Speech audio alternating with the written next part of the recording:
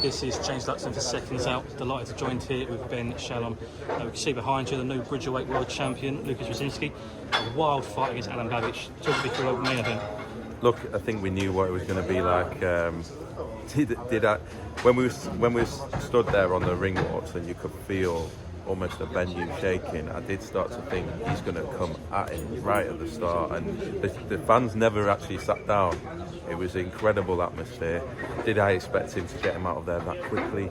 No, but it was one of those fights that was just, anything could happen, and it was always going to go early, and he's jumped on Babic, and we know he clearly has steel in those hands. We saw that against Stilker when he got dropped and came back. He's a big puncher, and he managed to get Babic in a lot of trouble very early on. Incredible action, obviously finishing the round, great atmosphere, and obviously amazing night for Brzezinski. We can see here behind you in the backdrop here, you've got all the Polish media. They've all done a big media, a bit of a press conference I suppose with Brzezinski, and they're all taking photos of him. Hometown hero, you can see how popular he's out here. Just how big is this for Polish boxing?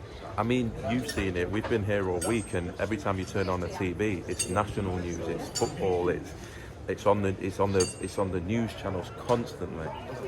They just wanted a big event here, and they got one. And yeah, we see it when they come to the UK, whether it's with Sislak, whether it's with Kaunaki, whether it's with in the US he sells ridiculous amount of tickets. Glowacki we've had over there. We've got Stepien coming up. They sell big tickets. The Polish fans are a force to be reckoned with, and we saw that tonight. Obviously, for me, Martin Bakole, very impressive performance against Ivan Shabaduski, who is a very good fighter, very experienced Ukrainian Olympian, knows his way around, and it was just too much. I actually thought the ref probably could have stopped it earlier. A lot of damage he took, but a great performance, especially after 12 months out. And Jamie TKB has done something no one's done before in the second round against Bolos, and again against a hometown guy with a home audience, and he's proven why we believe he should be in the British conversation with the likes of the Wardleys and the Adelaides and the Fishers and the Clarks, and that's where we want Jamie TKB to be. It was a great performance from him. He has a massive support back home in London, sells a huge amount of tickets, and yeah, special night for him. You mentioned Jamie TKB there. He's now 5-0. He feels he's on the same trajectory as Fraser Clark, and it should be him that Fraser fights rather than Fabio Wardley. You know, there's been a lot of discussion this week about the Fabio Wardley, Fraser Clark. We won't go into that side of things. But Jamie TKB, how quick can you get yourself in that mix? Look, I think he wants to move very quickly. He's had an experienced amateur record. He's had a lot of fights, and he's ready to go. A few more rounds, getting him into the 10 rounders now, and he wants to be considered right up there. He's on me for the Fraser Clark fight. He wants that fight. He wants to be in that mix, and we'll see it. And yeah, sometimes you sign fighters, and it's the big marquee sign is the Fraser Clarks, and then sometimes you find fighters almost diamonds in the rough, and I think Jamie TKB is one of those.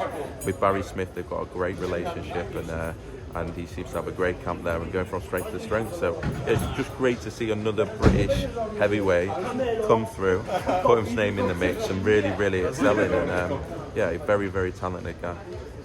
You mentioned already Martin Bakole, very impressive third round stoppage against the Hulk.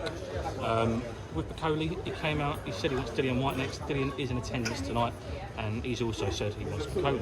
Is that a fight that could be made? Did he say that? He said that he wants Bakole. Dillian Whyte said he wants Bakole. Well, then that's a fight to make. That's a huge fight. I'm surprised because a lot of people run. We know Dillian takes the fights. We know Dillian likes to test himself. He's been there with huge Fury and Joshua, and never shies away from a test. So if he's real, that's a fight that we should make. Dillian told me earlier today he wants to be out June, July time. Is that realistic for Bakole? Yeah, I think Martin wants to be as active as possible. That's why he's come.